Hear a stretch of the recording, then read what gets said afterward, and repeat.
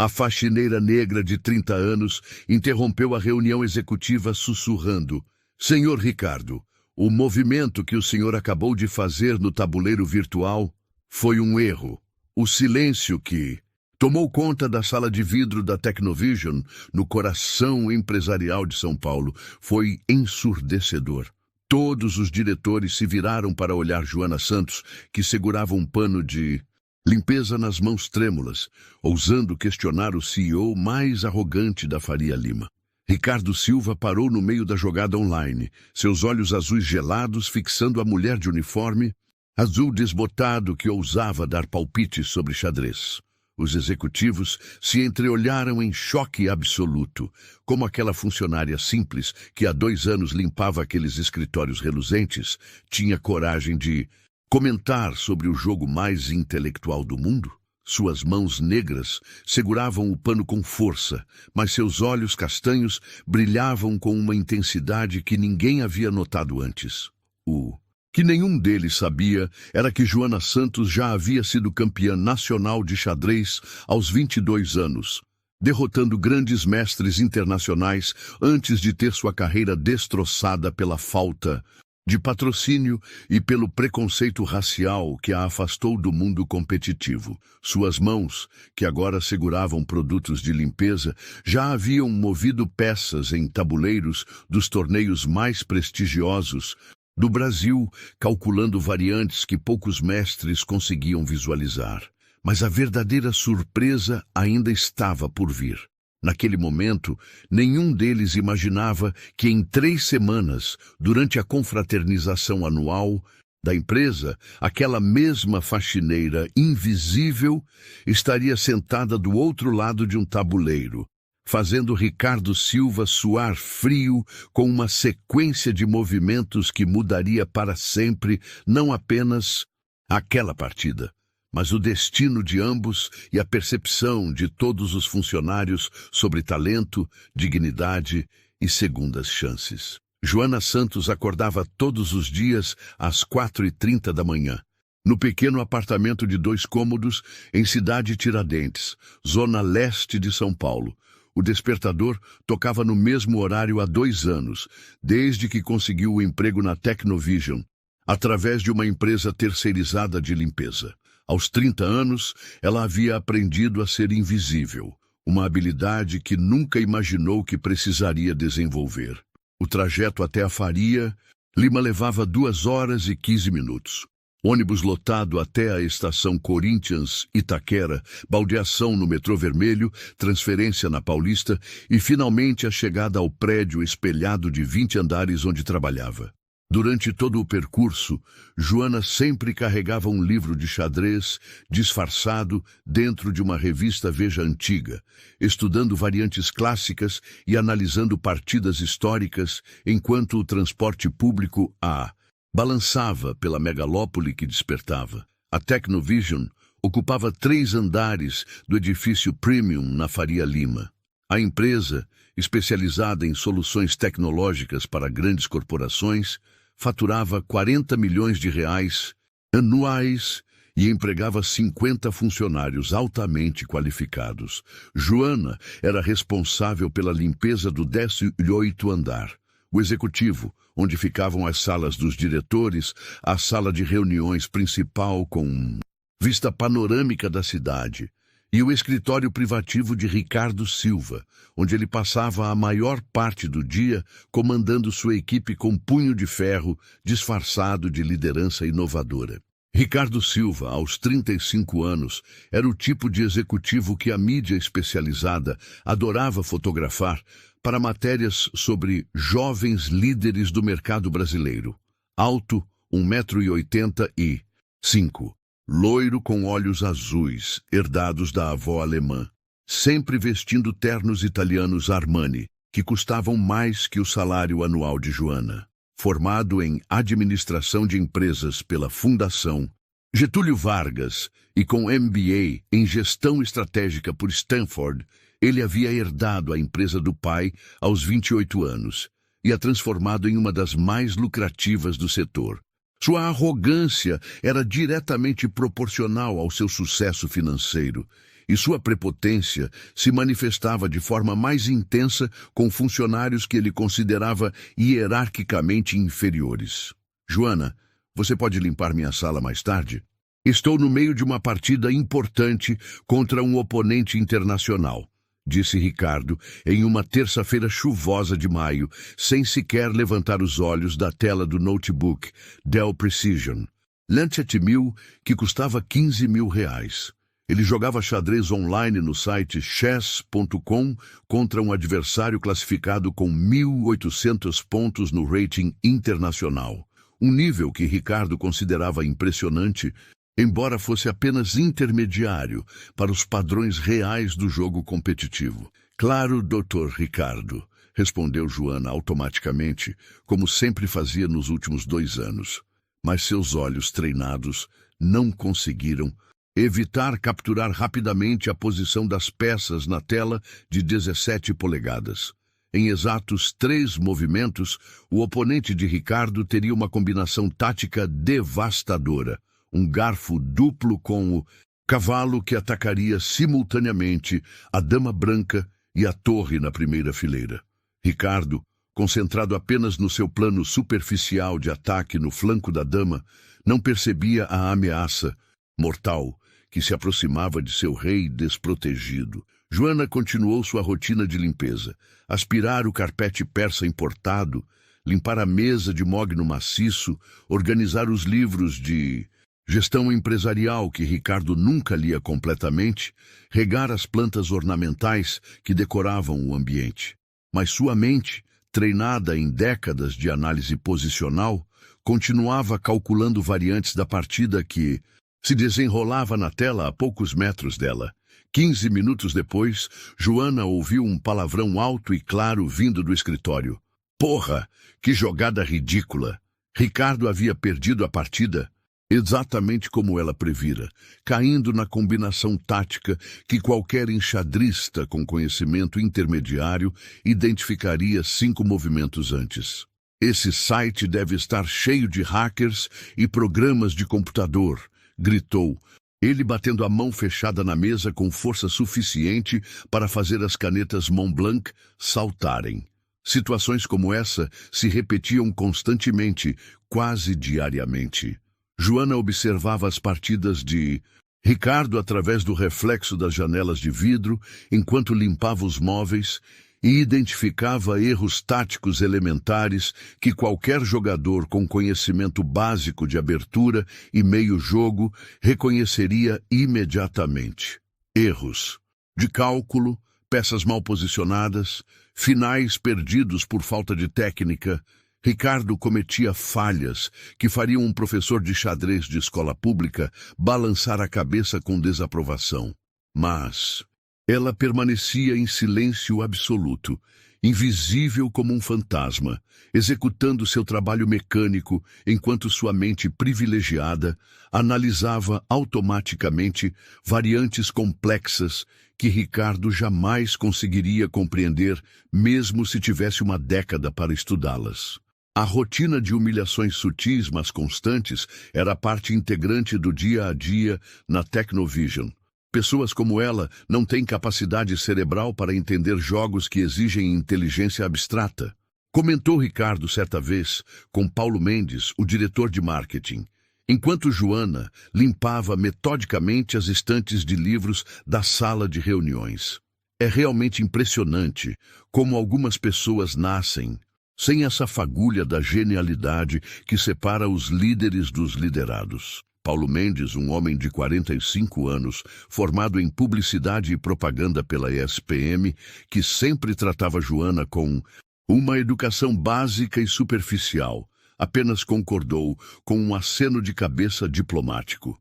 Ele havia aprendido, nos 7 anos trabalhando para Ricardo, que contradizer o chefe em questões que ele considerava filosoficamente importantes era uma forma eficiente de prejudicar a própria carreira. Você tem razão, Ricardo. É uma questão de capacidade cognitiva natural. Joana sentiu as palavras atingirem como facadas. geladas no peito, perfurando anos de dignidade cuidadosamente reconstruída após a destruição de seus sonhos. Mas manteve a expressão neutra, o rosto impassível que havia aperfeiçoado durante 2 anos de invisibilidade forçada.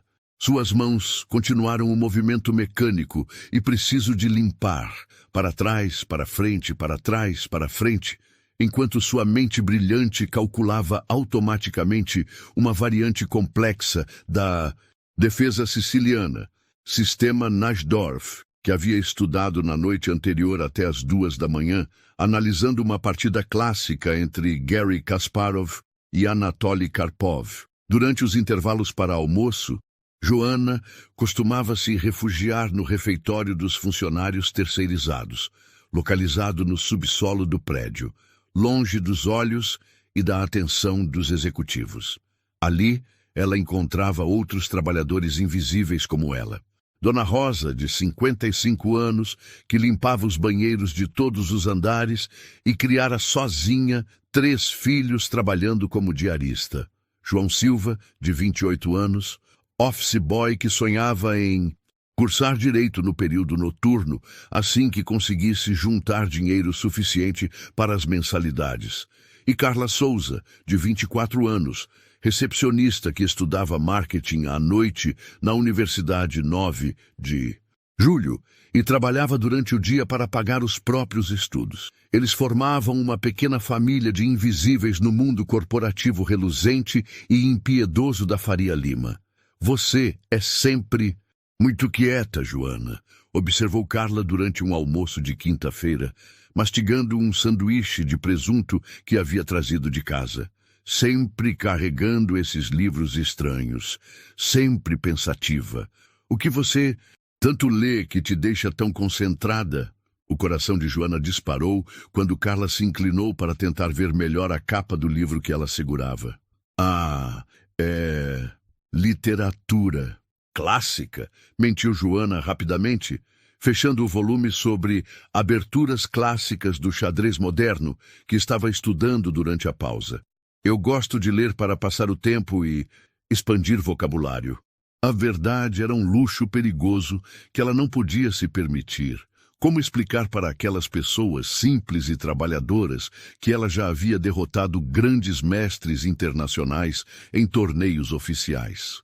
Como contar que aos 22 anos foi a primeira mulher negra a conquistar o título prestigioso de mestre nacional de xadrez no Brasil, derrotando adversários que hoje ganhavam fortunas, dando aulas particulares para filhos de empresários? Como revelar que abandonou o mundo competitivo não por falta de talento ou dedicação, mas por falta de patrocínio, apoio financeiro e pelo cansaço devastador de ouvir comentários racistas disfarçados de análises técnicas objetivas sobre seu estilo de jogo supostamente agressivo demais para uma representante feminina do país? A transformação de Joana Santos, de prodígio reconhecido do xadrez nacional para faxineira invisível, havia começado exatos 8 anos e 4 meses antes daquele dia chuvoso de maio na Technovision. A mudança radical em sua vida começou a se desenhar em flashbacks dolorosos que a assombravam sempre que ela via Ricardo movendo peças no tabuleiro virtual, cometendo erros que ela poderia corrigir de olhos fechados. 8 anos antes, Joana era conhecida no meio enxadrístico brasileiro como a Dama Negra do Xadrez Nacional, apelido carinhoso dado pela imprensa especializada quando ela conquistou seu primeiro torneio adulto, aos 18 anos, derrotando o então campeão estadual Marcos Oliveira numa partida que se tornou lendária nos clubes de São Paulo. A vitória foi conquistada com uma sequência brilhante de 23 movimentos que incluía um sacrifício duplo de torres e um final de damas que deixou os comentaristas sem palavras. Criada pela avó materna, Dona Mercedes Santos, numa casa pequena, mas sempre limpa de um conjunto habitacional de Sapopemba, zona leste de São Paulo, Joana havia aprendido a jogar xadrez aos 7 anos com seu Antônio Ferreira, um aposentado da metalúrgica que montava um tabuleiro improvisado na Praça da Matriz todas as tardes de sol, ensinando o jogo para qualquer criança que demonstrasse interesse. Essa menina tem o dom divino para enxergar jogadas, costumava dizer o velho Antônio, observando admirado como Joana visualizava combinações táticas 3 e 4 movimentos à frente com uma naturalidade que impressionava até jogadores experientes. Nunca vi uma criança calcular variantes complexas com essa facilidade e precisão. Aos 14 anos, Joana já dominava completamente a cena amadora da Zona Leste paulistana, derrotando adversários adultos com décadas de experiência. Aos 16, conseguiu uma bolsa parcial de estudos para treinar no prestigioso Clube de Xadrez do Ibirapuera, na Zona Sul, onde conheceu o mestre internacional Fernando Carvalho, um homem de 50 anos que se tornou seu técnico oficial e mentor intelectual. Joana não é apenas talentosa, como centenas de jovens que já treinei, dizia Fernando para qualquer pessoa que quisesse ouvir em clubes, torneios e federações. Ela possui uma intuição posicional natural que poucos enxadristas no mundo conseguem desenvolver mesmo após décadas de estudo intensivo. Mas o mundo do xadrez competitivo brasileiro era financeiramente implacável e socialmente excludente. As competições nacionais e internacionais exigiam viagens constantes e caras para outras cidades e países, hospedagem em hotéis que custavam mais que o salário mensal da avó de Joana, taxas de inscrição em torneios que variavam entre R$500 e R$2.000, além de equipamentos específicos como relógios de xadrez profissionais, tabuleiros, oficiais regulamentados e livros técnicos importados, enquanto seus rivais masculinos e brancos recebiam patrocínio integral de empresas multinacionais, apoio direto das federações estaduais e financiamento familiar de pais empresários. Joana dependia exclusivamente da ajuda esporádica de Fernando Carvalho e de rifas organizadas heroicamente pela comunidade pobre de Sapopemba, que vendiam sanduíches e bolos caseiros para arrecadar dinheiro para as viagens da nossa campeã. Por que uma menina negra quer jogar xadrez competitivo? Perguntou diretamente um dirigente gordo e careca da Federação Paulista, quando Joana, aos 19 anos, pleiteava apoio oficial para participar do Sul-Americano Juvenil no Chile. Não seria muito mais apropriado e realista ela focar energia em alguma atividade mais, digamos, adequada ao seu perfil socioeconômico e background familiar? As palavras racistas atingiram como facadas envenenadas no peito da jovem. Mas Joana respondeu da única forma que sabia, no tabuleiro, com movimentos precisos e vitórias inquestionáveis. Aos 22 anos, ela tornou-se oficialmente campeã nacional feminina e conquistou o título técnico de mestre nacional, a primeira mulher negra a alcançar essa marca histórica no Brasil. Seu rating oficial chegou a impressionantes 2.340 pontos, colocando-a matematicamente entre os 50 melhores enxadristas ativos do país, independente de gênero ou categoria.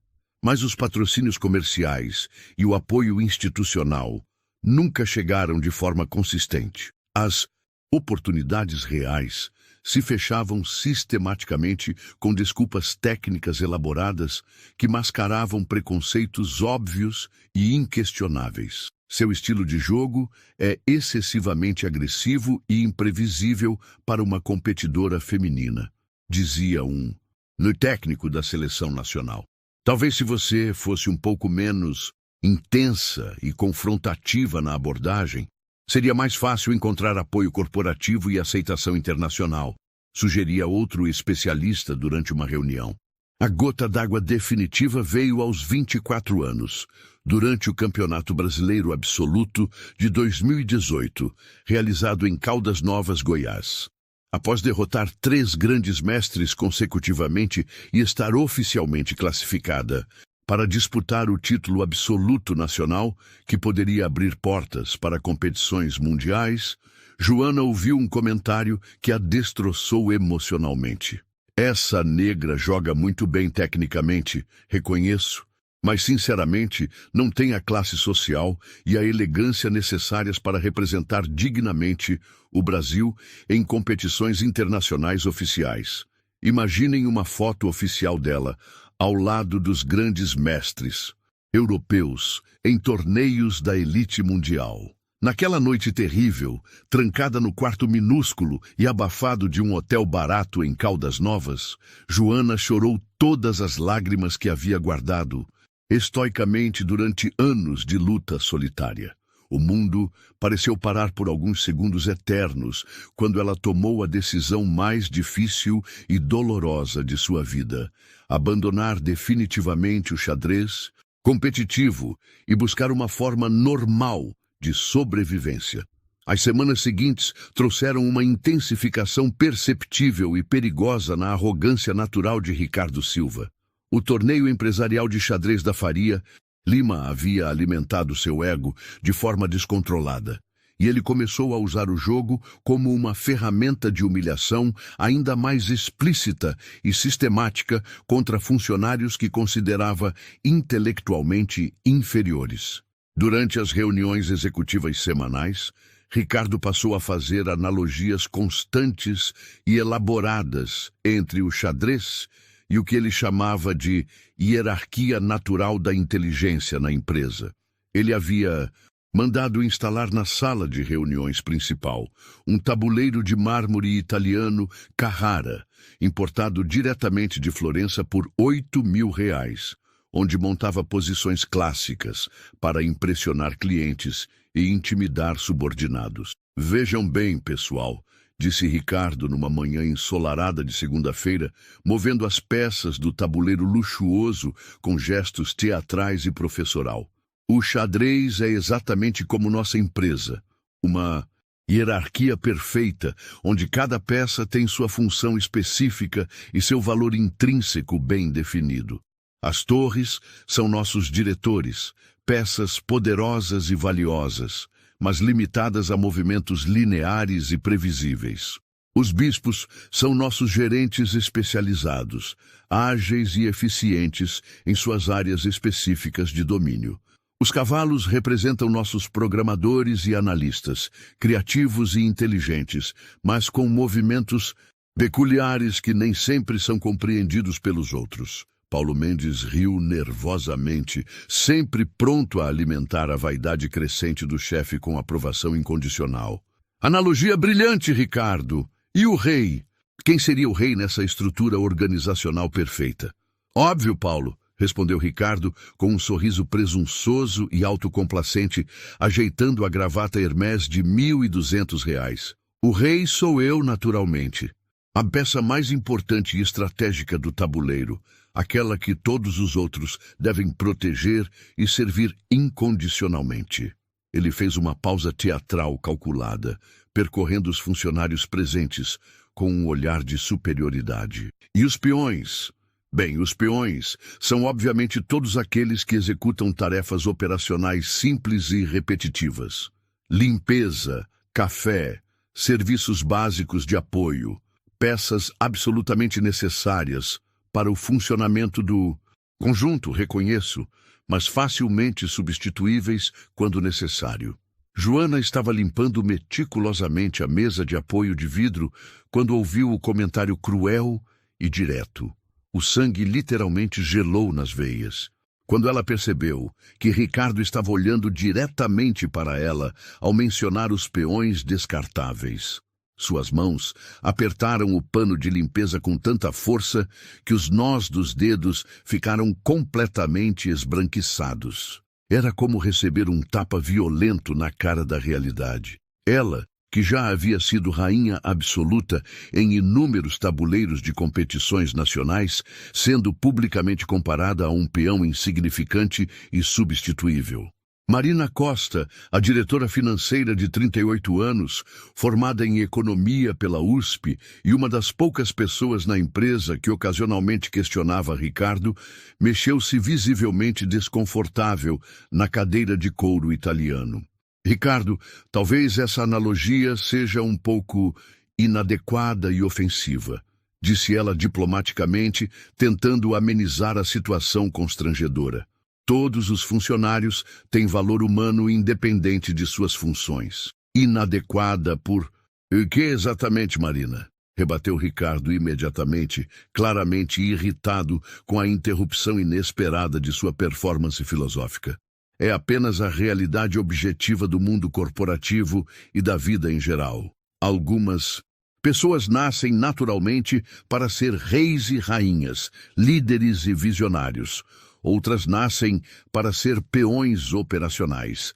É simplesmente a ordem natural das coisas, uma questão de capacidade cognitiva e background socioeconômico. Carlos Rebouças, o programador sênior de 31 anos, negro como Joana e nascido também em Cidade Tiradentes, sentiu uma onda poderosa de raiva e indignação subir pelo peito como lava vulcânica.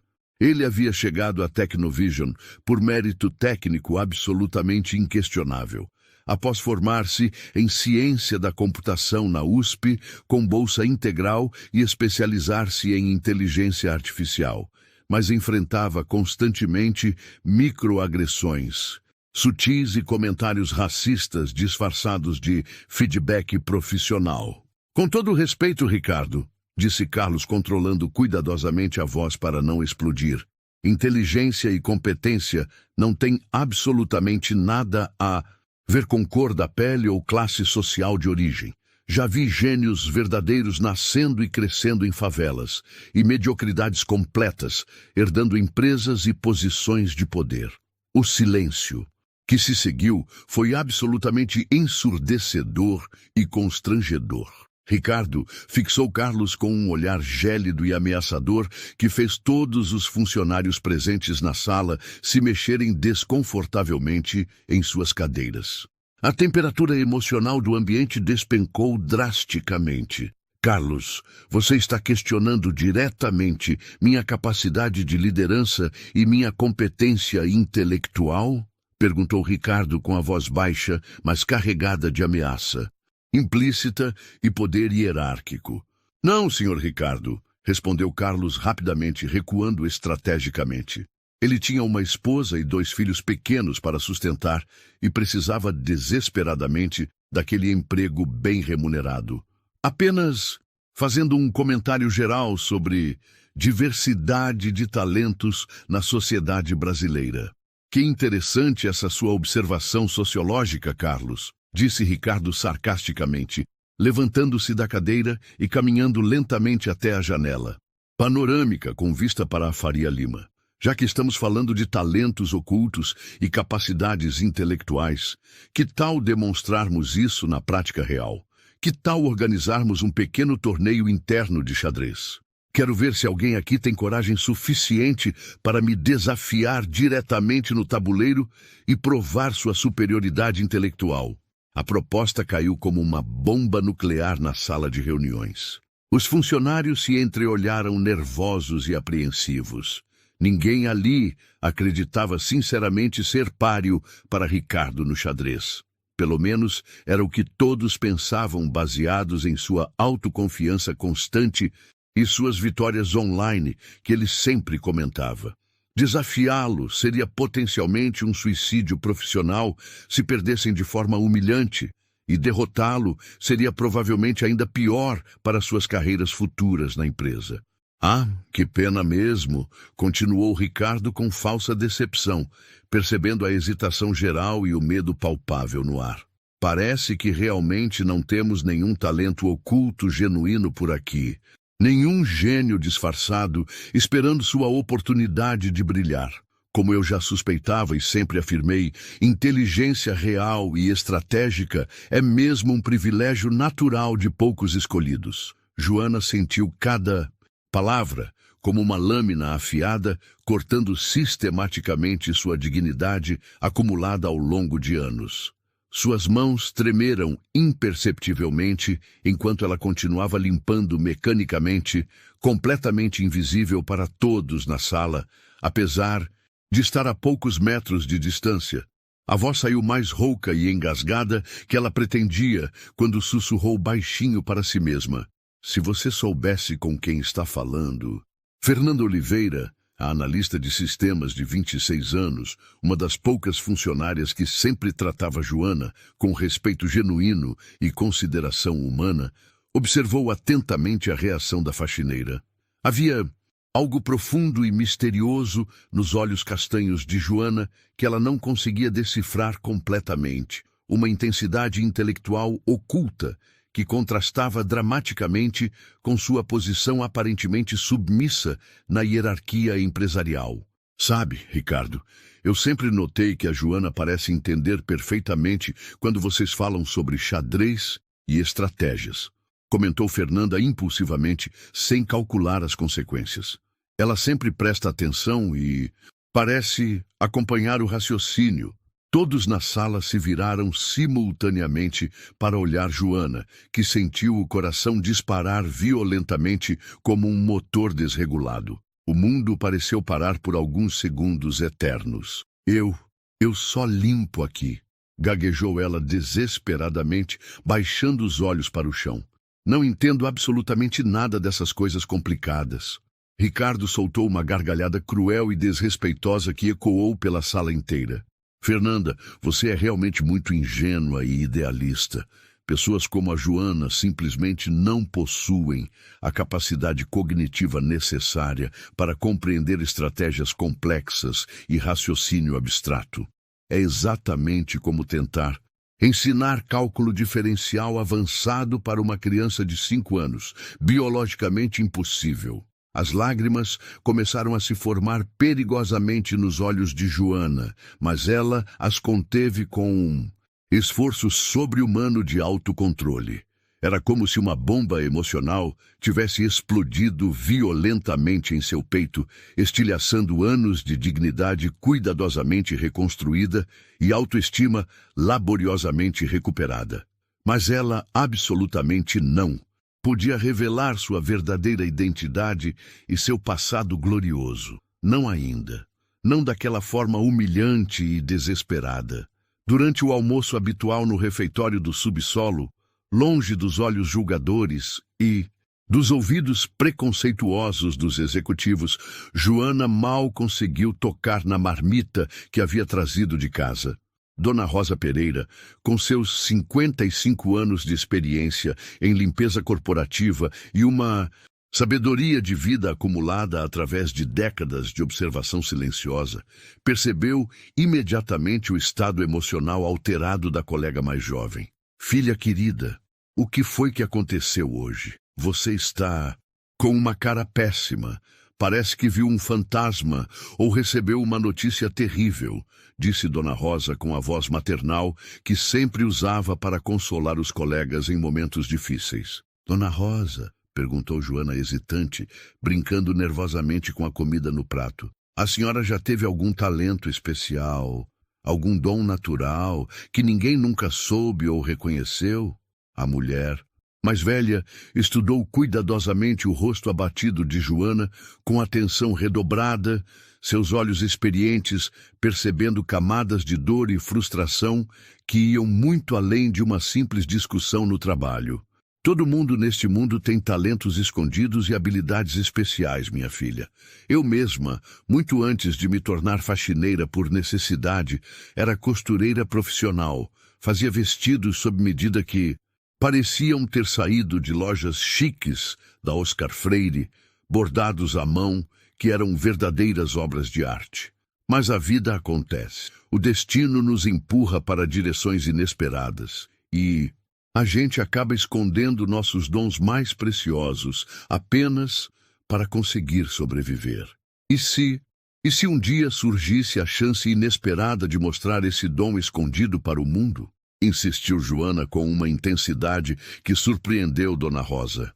Isso dependeria inteiramente do preço que você estaria disposta a pagar, querida, respondeu Dona Rosa com a sabedoria filosófica de quem havia vivido muito e observado ainda mais.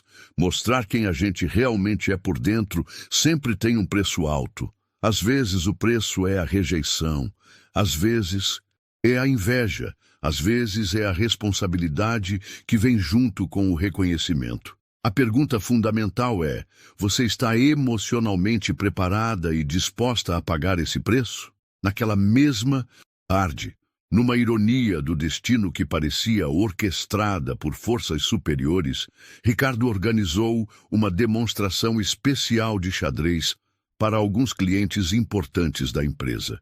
Executivos de multinacionais que estavam considerando contratar os serviços da Tecnovision. Ele havia montado um tabuleiro gigante na sala de reuniões principal e conseguido convencer o renomado mestre internacional Fernando Carvalho, ironicamente, o mesmo homem que havia sido técnico e mentor de Joana durante seus anos dourados no xadrez competitivo, a dar uma simultânea contra 5 funcionários selecionados da empresa. Joana literalmente quase desmaiou quando viu Fernando Carvalho entrar na sala de reuniões com sua pasta de couro contendo tabuleiros portáteis e relógios de xadrez profissionais. O mundo pareceu parar completamente por alguns segundos que se estenderam como horas. O homem que havia descoberto seu talento excepcional, que havia acreditado nela quando ninguém mais acreditava, que havia sido como um pai intelectual durante os anos mais importantes de sua formação enxadrística, estava ali, a poucos metros de distância dela. Mas ele não a reconheceu imediatamente. Afinal, ela era apenas mais uma faxineira, invisível, limpando discretamente as janelas e organizando cadeiras. «Mestre Fernando», disse Ricardo com uma reverência fingida e calculada, «é realmente uma honra imensa recebê-lo aqui na Tecnovision. Sou um grande admirador pessoal do xadrez e um praticante assíduo, como todos aqui podem confirmar. Fernando Carvalho, um homem elegante de 60 anos com cabelos grisalhos perfeitamente penteados e olhos gentis, mas penetrantes, cumprimentou todos os presentes com a educação natural de um intelectual refinado. O prazer é inteiramente meu, Ricardo. É sempre reconfortante e esperançoso ver empresários jovens que valorizam genuinamente o xadrez e reconhecem sua importância para o desenvolvimento do raciocínio estratégico. A simultânea começou oficialmente às 15h30. Fernando circulava metodicamente entre 5 tabuleiros, jogando simultaneamente contra Paulo Mendes, Marina, Costa, Carlos Rebouças, Fernando Oliveira e mais um gerente de vendas. Ricardo havia deliberadamente ficado de fora da competição, alegando diplomaticamente que seria injusto com os outros funcionários ter 2 especialistas jogando, mas na verdade receando profundamente ser humilhado publicamente por um mestre internacional verdadeiro. Enquanto Fernando circulava entre os tabuleiros fazendo seus movimentos com a precisão cirúrgica de décadas de experiência competitiva, Joana observava cada jogada através dos reflexos das janelas de vidro, fingindo estar concentrada na limpeza. Sua mente privilegiada analisava automaticamente todas as posições, calculando variantes complexas que os funcionários da empresa nem sequer imaginavam que existissem. Era como assistir a 5 partidas de xadrez simultaneamente em câmera lenta, percebendo erros táticos elementares e oportunidades perdidas que saltavam aos seus olhos treinados. Interessante abordagem posicional, murmurou Fernando pensativo, parando por alguns segundos extras no tabuleiro de Carlos. Você demonstra uma compreensão estrutural bastante sólida para alguém que não compete oficialmente. Carlos sorriu orgulhoso, sentindo-se reconhecido por uma autoridade real no assunto. Muito obrigado, mestre Fernando. Eu estudo quando posso, leio alguns livros clássicos, jogo online ocasionalmente. Mas Foi quando Fernando chegou ao tabuleiro de Marina Costa que algo verdadeiramente extraordinário e inesperado aconteceu. A posição estava matematicamente perdida para ela. Fernando havia construído uma vantagem material decisiva com torre e bispo extras, além de um ataque irresistível e coordenado contra o rei branco desprotegido. Marina estava visivelmente nervosa, prestes a se render diplomaticamente e parabenizar o mestre pela vitória técnica, quando uma voz feminina sussurrou discretamente atrás dela: "A dama em C7, força empate por cheque perpétuo." Todos os presentes se viraram automaticamente procurando a origem da sugestão tática. Joana estava limpando uma estante próxima, aparentemente completamente alheia à partida em desenvolvimento e concentrada exclusivamente em seu trabalho. Marina olhou confusa para o tabuleiro, tentando entender a sugestão sussurrada. E, seguindo a indicação misteriosa, moveu hesitante sua dama branca para a casa C7. Fernando Carvalho arregalou os olhos em surpresa genuína e admiração técnica.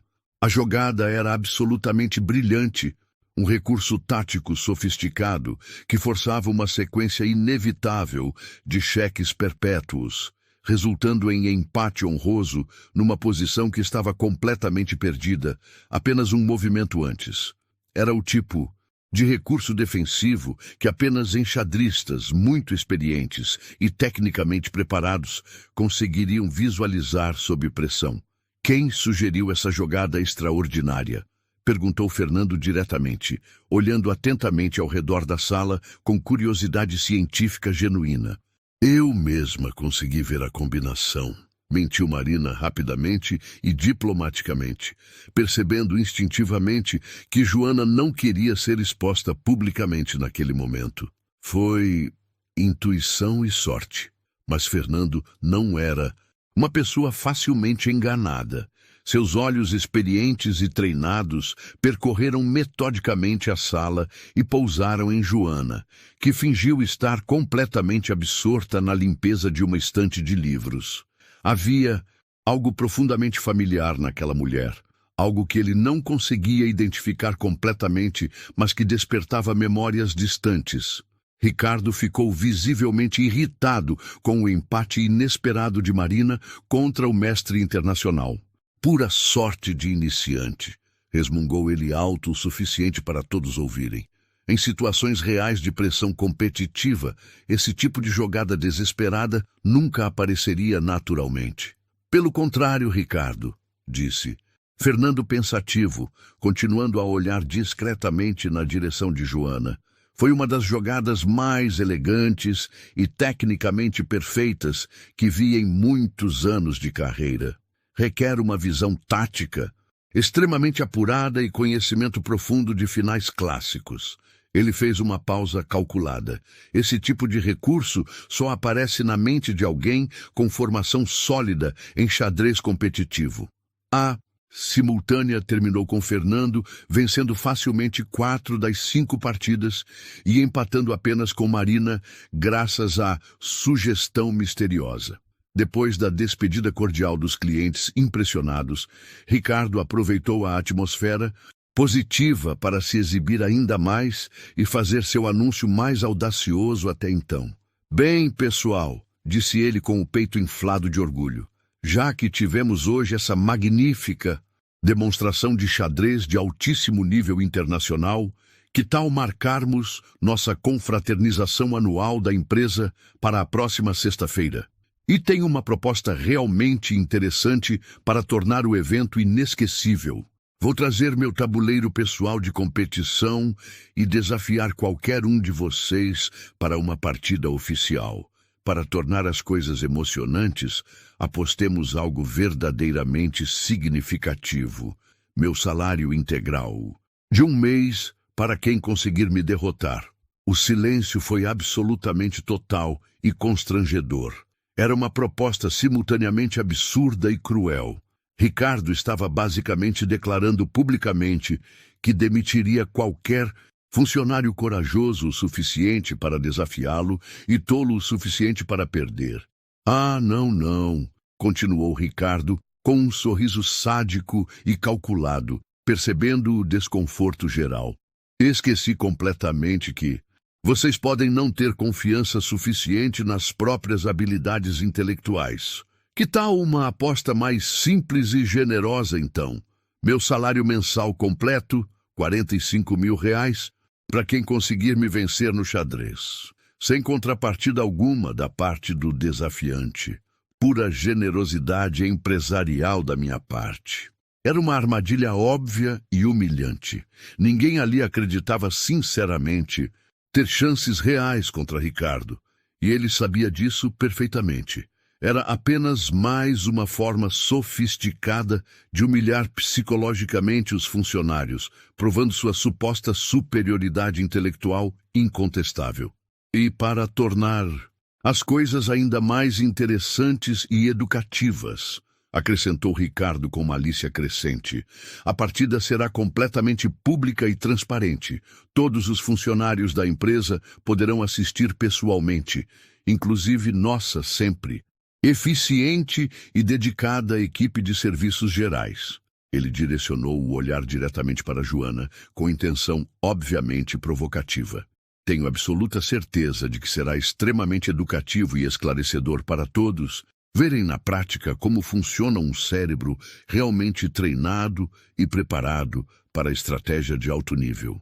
Joana sentiu o ar da sala ficar pesado e sufocante, como antes de uma tempestade devastadora. Suas mãos tremeram imperceptivelmente ao segurar o pano de limpeza, e ela precisou se apoiar discretamente na mesa para não cambalear fisicamente. As palavras provocativas de Ricardo ecoavam em sua mente como uma declaração de guerra direta ao seu passado glorioso e à sua identidade verdadeira. Naquela noite, no silêncio absoluto de seu pequeno apartamento em Cidade Tiradentes, Joana pegou seu tabuleiro pessoal, o mesmo que havia usado religiosamente para estudar as partidas imortais de José Raul Capablanca e Bob Fischer durante seus anos de formação. Suas mãos acariciaram as peças de madeira entalhada com reverência quase religiosa. Havia tanto tempo que ela não jogava uma partida oficial séria. Ela montou cuidadosamente uma posição clássica da literatura enxadrística e começou a jogar metodicamente contra si mesma, analisando variantes como nos velhos tempos gloriosos. Mas desta vez era completamente diferente de seus estudos habituais. Cada movimento que ela executava era uma preparação militar. Cada variante que calculava mentalmente era uma arma letal sendo sistematicamente afiada para o confronto definitivo que se aproximava inexoravelmente. O coração de Joana disparou violentamente quando ela percebeu com clareza cristalina que havia tomado uma decisão irrevogável. Pela primeira vez em 8 anos de invisibilidade forçada, ela não fugiria como uma covarde, não se esconderia como uma criminosa, não permaneceria invisível como um fantasma. Dr. Ricardo Silva, sussurrou ela para o apartamento completamente silencioso, movendo a dama branca pelo tabuleiro com precisão cirúrgica. O senhor não faz a menor ideia de com quem está mexendo. A sexta-feira da confraternização amanheceu com uma energia elétrica e palpável, percorrendo todos os corredores da Technovision. Funcionários chegaram mais cedo que o habitual, sussurrando animadamente nos elevadores e corredores sobre o confronto épico que aconteceria durante o evento. A notícia do desafio público havia se espalhado de forma viral, tanto dentro quanto fora da empresa, e alguns ex-colegas de Joana do mundo do xadrez competitivo conseguiram autorização especial para assistir ao que os jornais especializados já chamavam de o retorno misterioso da Dama Negra. Ricardo Silva chegou visivelmente pálido e tenso, suando frio, apesar do ar-condicionado, tentando desesperadamente manter sua pose habitual de confiança arrogante, mas seus olhos azuis traíam o pânico interior, que crescia como um tumor. Ele havia passado a madrugada inteira acordado, estudando freneticamente partidas de xadrez online, tentando absorver em algumas horas desesperadas o conhecimento que Joana havia refinado e aperfeiçoado durante décadas de dedicação. Bom dia, Dr. Ricardo, cumprimentou Joana quando ele passou pelo corredor onde ela organizava cadeiras para o evento. Sua voz tinha uma serenidade nova e poderosa, uma dignidade recuperada que ele nunca havia percebido ou reconhecido antes daquele momento. Bom dia, Joana, gaguejou Ricardo pateticamente, evitando olhar diretamente para ela como se fosse uma aparição sobrenatural. Às 14 horas em ponto, o salão de confraternização estava completamente lotado com uma atmosfera de expectativa quase insuportável. Todos os 50 funcionários da Tecnovision se aglomeravam respeitosamente ao redor da mesa central, onde Fernando Carvalho havia montado cuidadosamente um tabuleiro profissional regulamentado pela FIDE. O silêncio era tenso e carregado, como antes de uma execução pública. Pessoal, anunciou Ricardo com voz que tremeu ligeiramente apesar de seus esforços. Como solenemente prometido ontem, aqui está minha oferta oficial. Meu salário mensal integral para qualquer pessoa corajosa o suficiente para me derrotar. No xadrez, ele fez uma pausa teatral. Algum voluntário suficientemente confiante em suas habilidades? O silêncio se estendeu por longos segundos que pareceram eternidade. Então, do fundo da sala, uma voz clara, firme e absolutamente determinada ecoou. Eu aceito formalmente o desafio. Joana Santos caminhou lenta e majestosamente entre os funcionários, que se afastaram respeitosa e automaticamente para abrir caminho, como o mar vermelho se abrindo para Moisés. Ela não usava mais o uniforme azul desbotado de faxineira. Havia trocado por uma blusa branca simples, mas elegante, e uma calça preta social. Seus passos eram firmes e seguros, de alguém que caminhava de volta para casa após um exílio longo e doloroso. Joana, disse Ricardo, sua voz saindo mais aguda e desesperada, que pretendia, você tem absoluta certeza desta decisão? É uma quantia muito considerável de dinheiro. Tenho certeza total, Dr. Ricardo, respondeu ela, sentando-se calmamente do lado das peças brancas. Sempre tive. Fernando Carvalho se aproximou solenemente da mesa como um árbitro oficial. As regras são simples e tradicionais. Partida clássica de xadrez, sem limite rigoroso de tempo, jogada até o checkmate definitivo ou rendição voluntária. Ele olhou alternadamente para ambos os competidores. Que vença o melhor jogador. Ricardo se sentou do lado das peças pretas, suas mãos visivelmente trêmulas como folhas ao vento. O contraste visual era absolutamente gritante. Ele completamente nervoso e suando frio como um réu no tribunal. Ela serena e concentrada como um lago em manhã de calmaria absoluta. Joana, joga com as peças brancas e tem o direito de iniciar, anunciou Fernando oficialmente. Pode começar quando estiver pronta. O coração de todos os presentes disparou simultaneamente quando Joana estendeu a mão direita e com um movimento preciso, elegante e carregado de autoridade, avançou o peão do rei 2 casas. E4. Era um movimento aparentemente simples e clássico, mas executado com uma naturalidade e autoridade que fez o ar na sala ficar imediatamente pesado e elétrico. Depois de 8 anos de silêncio forçado e invisibilidade humilhante, a dama negra do xadrez brasileiro havia oficialmente retornado ao seu tabuleiro. Ricardo respondeu mecanicamente com E5, tentando imitar a simplicidade aparente da abertura de Joana, mas suas mãos tremiam tão perceptivelmente que a peça quase caiu quando ele a soltou. A partida prosseguiu por exatos 15 minutos, com movimentos relativamente normais e convencionais.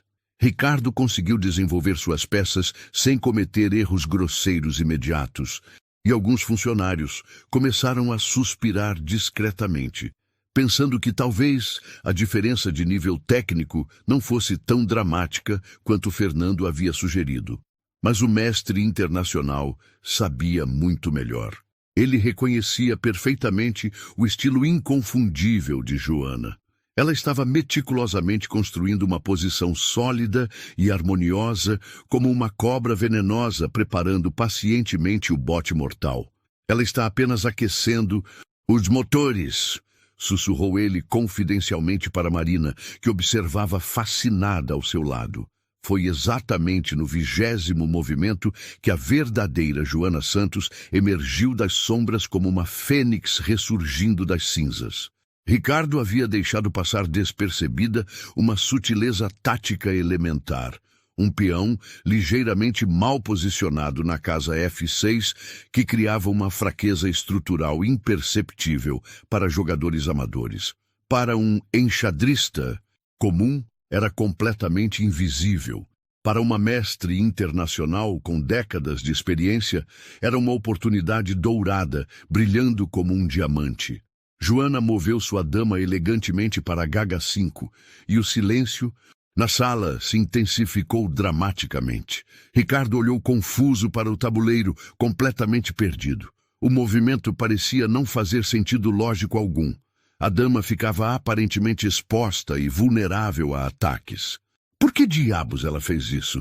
Sussurrou Paulo nervosamente para Marina. Espere e observe, respondeu Marina, que havia aprendido a respeitar profundamente a profundidade calculista dos movimentos de Joana. Ricardo, não compreendendo absolutamente nada da ameaça tática oculta que se aproximava, continuou ingenuamente com seu plano superficial e moveu o bispo casualmente para D6. Foi exatamente nesse momento que Joana sorriu pela primeira vez durante toda a partida. Um sorriso misterioso que misturava tristeza pelas humilhações passadas e satisfação antecipada pela justiça poética que finalmente se aproximava. Cavalo toma. Ebestiu, anunciou ela com voz calmamente letal, executando um sacrifício espetacular de peça que fez Fernando Carvalho arregalar os olhos em pura admiração técnica.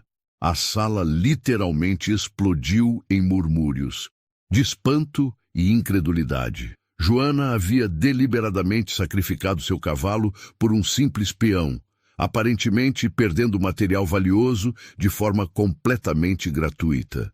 Ricardo, sem compreender nem remotamente a profundidade estratégica do sacrifício, capturou o cavalo imediatamente.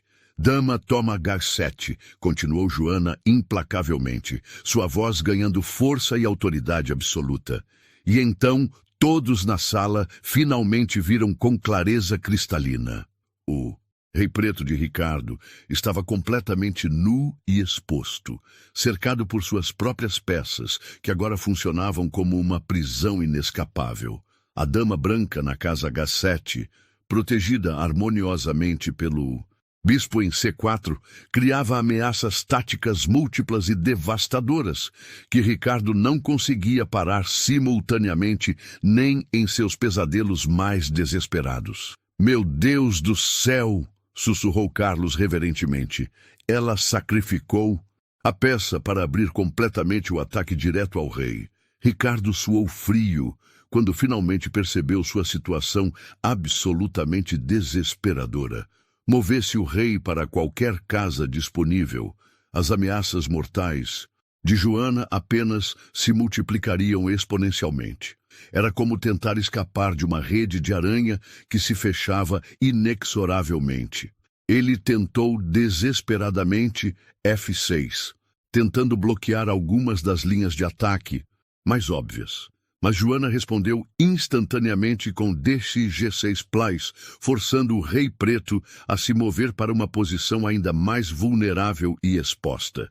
Rei para F8, disse Ricardo com a voz completamente embargada, percebendo com horror crescente que cada movimento apenas piorava exponencialmente sua situação. Joana se levantou lenta e majestosamente da cadeira. Todos os olhos na sala se fixaram Nela, com reverência absoluta, enquanto ela estudava o tabuleiro, não por necessidade técnica, ela já havia calculado mentalmente todas as variantes possíveis até o mate, mas para saborear intensamente o momento que havia sonhado e visualizado durante 8 longos anos de humilhação. Dama para G7, anunciou ela finalmente com voz que ecoou pela sala como um julgamento divino. O silêncio que se seguiu foi absolutamente ensurdecedor. Ricardo olhou para o tabuleiro com crescente desespero e pânico. Não importava absolutamente o que fizesse, o xeque-mate era matematicamente inevitável.